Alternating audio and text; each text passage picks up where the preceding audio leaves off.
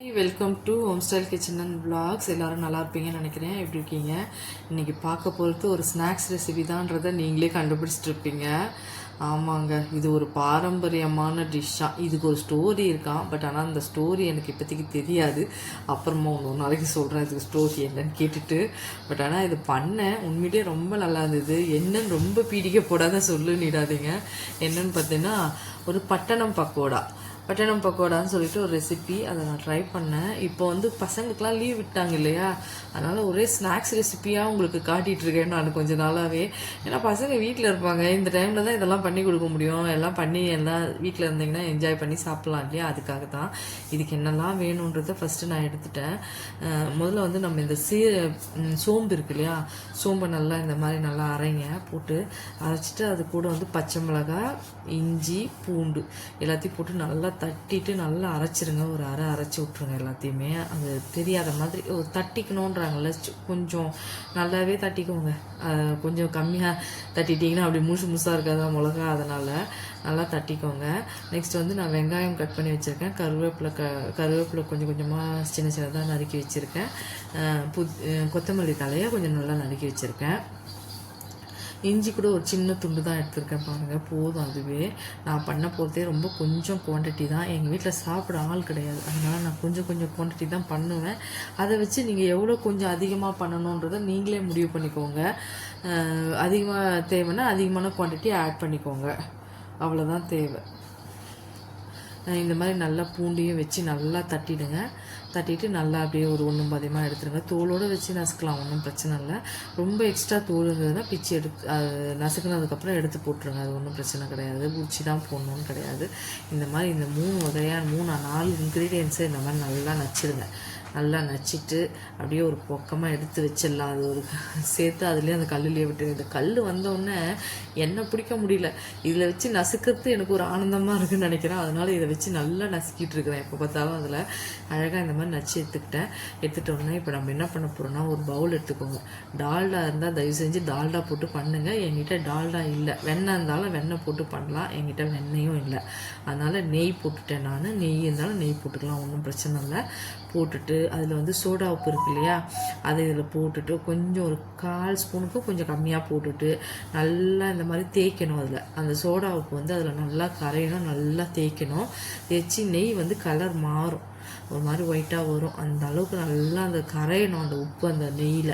அந்த மாதிரி நல்லா கரைச்சிருங்க. கரைச்சதுக்கப்புறமா நான் வந்து ஒரு சின்ன கப்பில் 1 கப்பு கடலை மாவு எடுத்து அதில் ஆட் பண்ணிவிட்டு 1/2 கப்பு அரிசி மாவை ஆட் பண்ணிவிட்டு நல்லா அந்த மாவை அந்த நெய்யோட அந்த சோடா உப்போட நல்லா பிசையணும். நான் சொல்கிற அளவு 1க்கு 1 1 கப்பு கடலை மாவு எடுத்தோம்னா 1/2 கப்பு அரிசி மாவு எடுத்துக்கிறேன். நான் இந்த அளவு தான் எடுத்திருக்கேன். உங்களுக்கு இன்னும் குவான்டிட்டி அதிகமாக வேணும்னா இன்னும் அதுக்கேற்ற மாதிரி 2 கப்பு போட்ட 1 கப்பு அரிசி மாவு இந்த மாதிரி ஆட் பண்ணிக்கோங்க. போட்டுட்டு நல்லா அந்த உப்பு கொஞ்சம் போட்டுக்கோங்க. அந்த எவ்வளோ நம்ம பண்ண போகிறோமோ அந்த பக்கோடாக்கு உப்பை போட்டுட்டு பெருங்காயம் இருந்தால் பெருங்காயம் கூட போடலாம். நான் போடலைன்னா பெருங்காயம். நல்லா அந்த மாவை அந்த நெய்யோடு நல்லா விரசிடுங்க.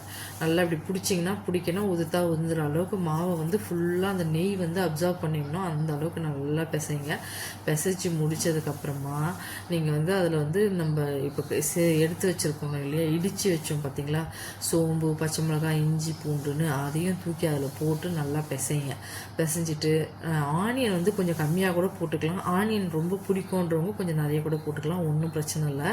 நம்ம சாப்பிட்ணும், டேஸ்ட் இருக்கணும், அவ்வளோதான் நமக்கு மெயின் இம்பார்ட்டண்ட். இப்போ நம்ம அடுத்தது அதில் நறுக்கி வச்சுருக்க ஆனியனு, கருவேப்பிலை, கொத்தமல்லி எல்லாத்தையும் போட்டு நல்லா பிசைங்க.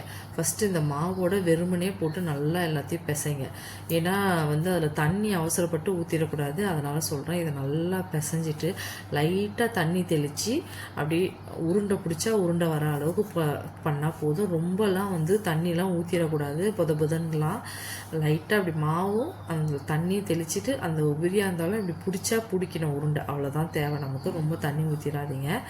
ஊற்றிட்டு லைட்டாக நான் எவ்வளோண்டு தண்ணி தெளித்தேன் பாருங்கள், அவ்வளோதான். அதையே நல்லா இப்படி பிசைஞ்சிங்கன்னா நல்லா வரும். நான் பண்ண குவான்டிட்டி ரொம்ப கம்மி. நீங்கள் வேணும்னா நல்லா நிறைய பேர் பசங்க இருக்கிறாங்கன்னா நல்லா பண்ணலாம், ரொம்ப டேஸ்டியாக இருந்தது சாப்பிட்றதுக்கு. அவ்வளோதான். இதை பிசைஞ்சு கொஞ்சம் நேரம் வச்சுட்டு ஆயில் ஊற்றிட்டு, ஆயில் வந்து சிம்லேயே இருக்கட்டும்.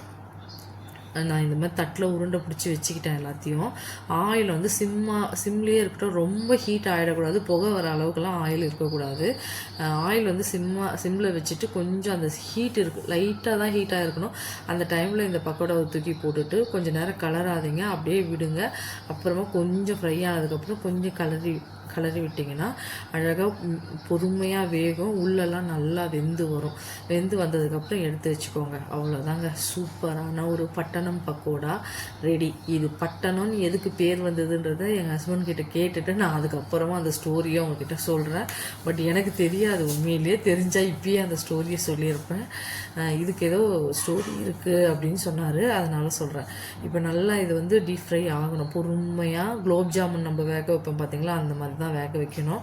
பொறுமையாக ரொம்ப கலரி விட்டு உடச்சிடக்கூடாது. அழகாக எடுத்து ஸ்டெயின் பண்ணி வச்சிட்டிங்கன்னா சூப்பரான ஒரு பட்டணம் பக்கோடாவுக்கு நான் என்ன பண்ணேன், டீ போட்டு வச்சுட்டு அழகாக சைடில் டீயும் ஒரு 2 பட்டண பக்கோடாவும் எடுத்து வச்சு பக்கோடாவும் சாப்பிட்டேன். செம்ம டேஸ்ட்டாக இருந்தது. சுட சுட சாப்பிட்டா அவ்வளோ டேஸ்ட்டாக இருந்தது. சாப்பிட்டு பாருங்கள். டீயும் பக்கத்துலேயே சைட் பை கொதிச்சிச்சா, டீயும் பக்கோடாவும் வச்சு சாப்பிட்டாச்சு. நீங்களும் இந்த லீவ் டைமில் குழந்தைங்களுக்கு செஞ்சு கொடுத்து என்ஜாய் பண்ணுங்கள். நீங்களும் இதை நம்ம வந்து ஸ்கூல் டைமில் அறிபறியாக இருப்போம், அப்போ இதெல்லாம் பண்ண முடியாது. இப்போ இதெல்லாம் பண்ணி என்ஜாய் பண்ணுங்கள். குட்டீஸுக்காக தான் நிறைய ரெசிபி நான் போட்டுட்ருக்கேன். ட்ரை பண்ணி பாருங்கள். பிடிச்சிருந்தால் லைக் பண்ணுங்கள், ஷேர் பண்ணுங்கள், கமெண்ட் பண்ணுங்கள், மெயினாக சப்ஸ்கிரைப் பண்ணுங்கள். தேங்க்யூ. எப்படி இருக்க பாருங்கள், செம்மையாக இருந்தது. ஆனால்